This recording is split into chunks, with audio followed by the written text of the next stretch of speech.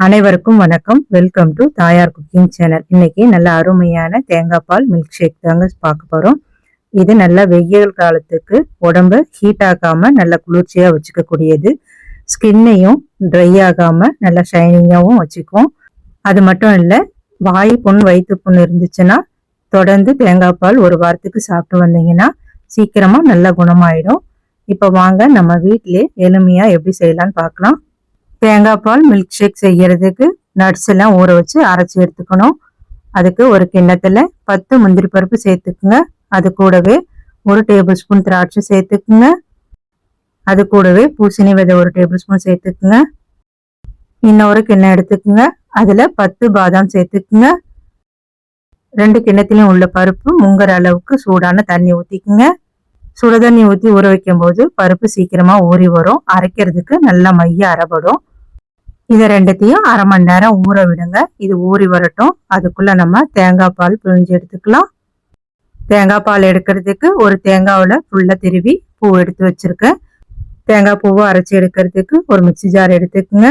அந்த மிக்சி ஜார்ல துருவன தேங்காய் சேர்த்துக்குங்க.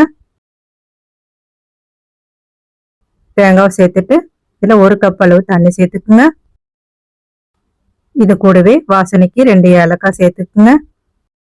இப்ப இதை மிக்சியில வச்சு பல்ஸ் மோட்ல 3-4 வாட்டி அரைச்சி எடுத்துட்டு வந்துருங்க. இப்ப பாருங்க, நான் அரைச்சி எடுத்துட்டு வந்துட்டேன். இப்ப இதை நம்ம வடிகட்டி வச்சு வடிகட்டிக்கலாம்.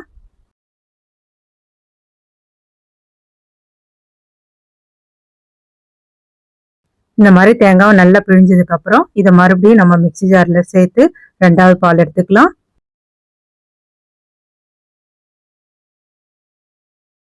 இதுல 1 கப் அளவு தண்ணி சேர்த்துக்குங்க. தண்ணி சேர்த்துட்டு ஃபர்ஸ்ட் எப்படி பல்ஸ் மோட்ல போட்டு அரைச்சி எடுத்துட்டு வந்தீங்களோ அதே மாதிரி அரைச்சி எடுத்துட்டு வந்துருங்க.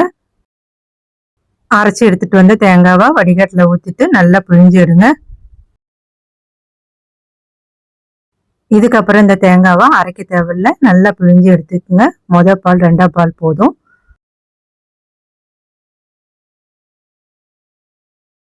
ரெடி பண்ண தேங்காய் பால் அப்படியே இருக்கட்டும். நம்ம நட்ஸ் எல்லாம் ஊற வச்சோம், அது நல்லா ஊறி வந்திருக்கான்னு பார்க்கலாம்.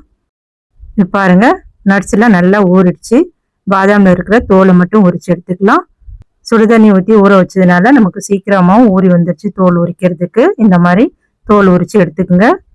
சின்ன மிக்சி ஜார்ல உரிச்ச பாதாம் சேர்த்துக்குங்க. இது கூடவே இன்னொரு கிண்ணத்துல ஊற வச்ச முந்திரி, திராட்சை, பூசணி விதையும் சேர்த்துக்குங்க.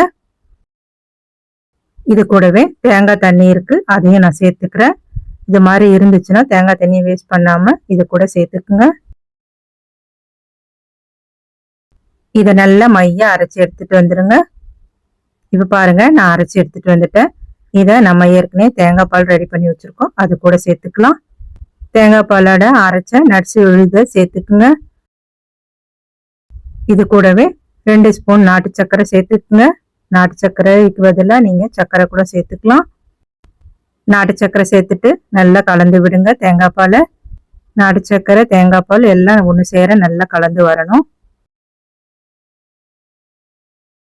பாருங்க, நல்ல அருமையான சுவையில தேங்காய் பால் மில்க் ஷேக் ரெடி ஆயிடுச்சு. நீங்களும் மிஸ் பண்ணாம செஞ்சு குடிங்க.